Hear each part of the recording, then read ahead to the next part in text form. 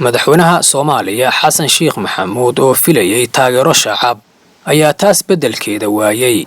sida la socotaan madaxweyne Xasan Sheekh Maxamuud wuxuu deystay timaha iyadoo uu ujeedku yahay raadinta qulubta shacabka.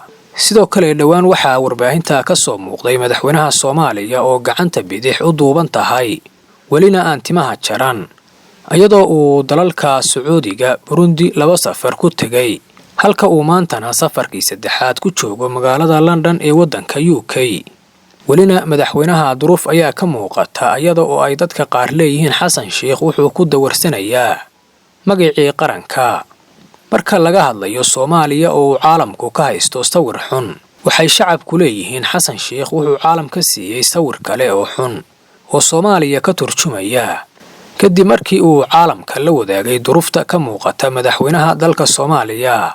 sidoo kale madaxweynaha Soomaaliya Xasan Sheekh Maxamuud oo dhowr bilood deganaa magaalada Dhuusamareeb ee caasimadda maamulka Galmudug ayaa halkaas ka alifay inuu timaha la baxo iyadoo uu madaxweynuhu jilayo inuu dagaal ku jiro oo waayay fursad uu timaha isaga jaro.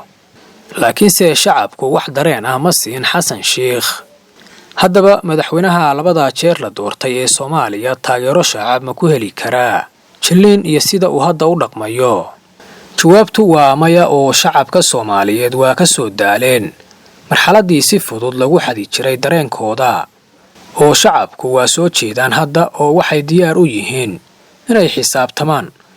sidoo kale madaxweynaha Soomaaliya Xasan Sheekh Maxamuud oo xafiiska jooga sanad iyo 7 bilood oo intaas sheegayay inuu ku jiro dagaal dalka lagu xoreynayo ayaan wali gaarin meeshii ay shacabku filayeen. sidoo kale madaxweyne Xasan Sheekh Maxamuud iyo kooxdiisa kama muuqdo wax qorshe dagaal ah oo dhameystiran xilligan. dhinaca kalena magaalada Garowe ee caasimadda maamulka Puntland waxaa ka taagan xiisad dagaal oo gaartay inay shacabku ka qaxaan guryahooda taasoo ay fila Soomaaliya ka aamusan tahay inay ka hadasho. waana mas'uuliyad darro weyn oo dul hagooganaysa dowladda federaalka Soomaaliya.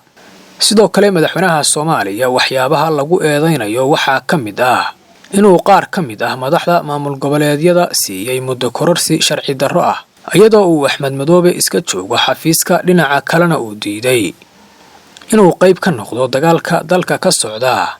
sidoo kale hogaamiyaha Koonfur Galbeed Cabdicasiis Laftagareen ayaa isna waqtigii ka dhamaaday iyadoo aysan socon wax doorasho ah.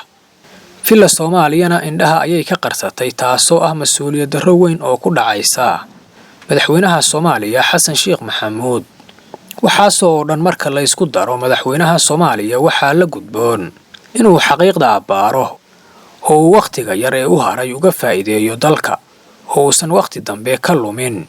fadlan daawade aragtidaada nagula wadaag qaybta hoose muuqaalkana gaarsii asxaabtaada.